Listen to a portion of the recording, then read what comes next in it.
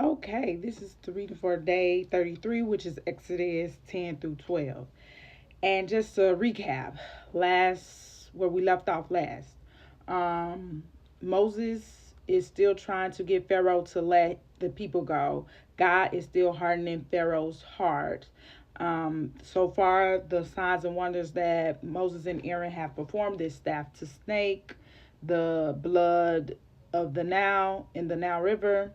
They sent frogs, gnats, flies, the plague of livestock, the boils, and the hail is where we left off. So jumping into verse 10, God is basically saying that he's doing all of these signs and wonders and hardening of Pharaoh's heart so that the kids and grandkids can know how harshly he treated the Egyptians for what they're doing, like holding the Israelites as slaves. And he lets them know that at the end of all of this, everybody will know that he is Lord God, everything.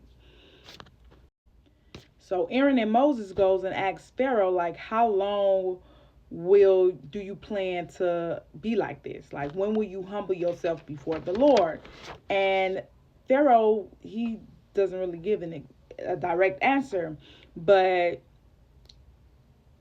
Moses and Aaron is like, well, since you not gonna let the people go, then the locust will come and destroy everything that the hail did.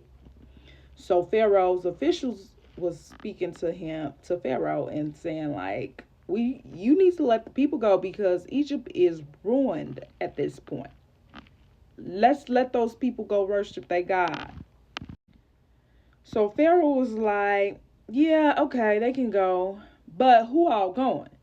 And that's when Moses is like, everybody. We going to worship God. Men, women, children, cattle, everybody. And Moses is like, yeah, no. How about you just go with the man? And Moses is basically like, yeah, no. So God told Moses to stretch out his hand and to send in the locust. I keep wanting to say lotus. So if I say lotus, just know that I'm speaking about locust. But yeah, so also a note is now it's Moses stretching out his hand, whereas previously it had been Aaron. And I'm not sure of the shift or why the shift occurred. I'll look into that. But yeah, just make a note that now it's Moses stretching out his hand and not Aaron. So the locust comes in. The locust comes in. And they're everywhere, annoying everybody. It said that they were so many that the streets were black. They covered the streets solid. So Pharaoh is like, "Ooh, this is a lot." Like, so he calls Moses and Aaron back and is like praying for relief. Like, get these locusts out of here. And God does that. Like, he tells Moses to stretch out his hand and send the locust. He sent the locust into the Red Sea. I should also note that while the locust was there, they did in fact eat everything that the hail did not destroy. And even when he did pray the locust away, Pharaoh's heart was still hardened.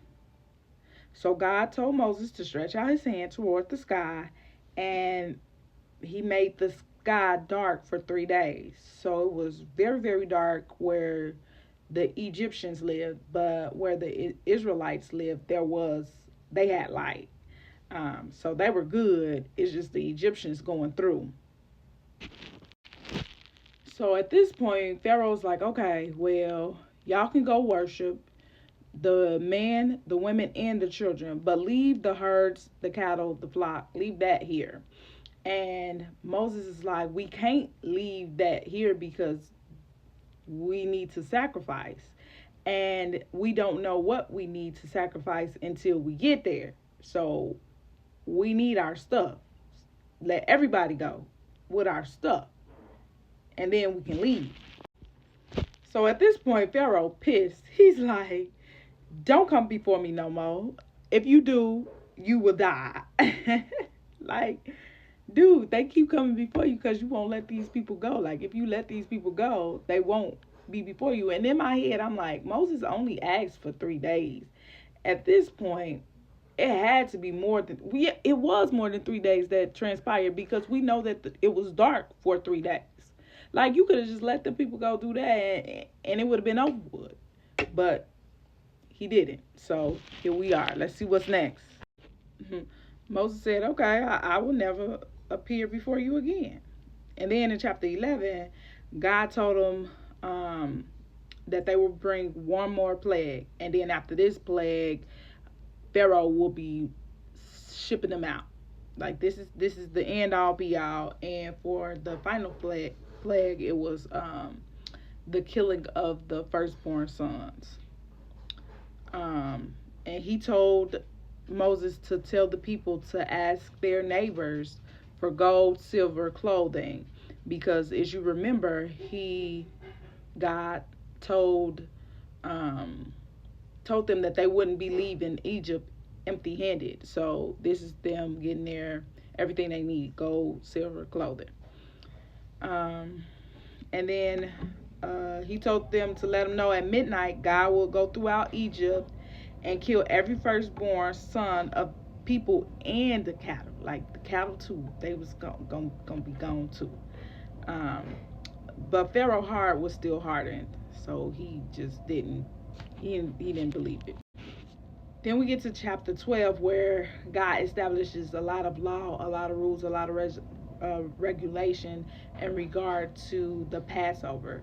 So he tells Moses that this is the new year, and he instructed them how to cover their house, like to put the blood on the top post and on the sides of a lamb that's that on a perfect lamb, not imperfect lamb. And he told them how to eat it, how to cook it, how to dress for the feast, what they needed to do. He also established no yeast, which created the Feast of Unleavened Bread.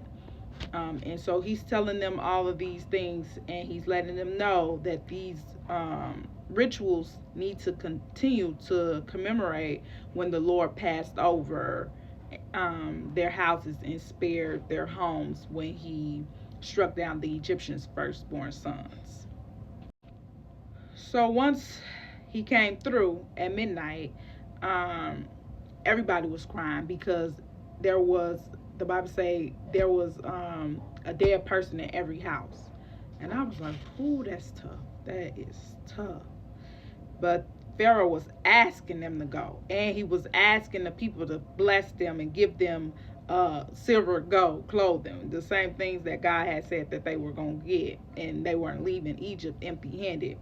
And it lets us know that there was 600,000 men that left with Moses, and I don't think that was counting women and children.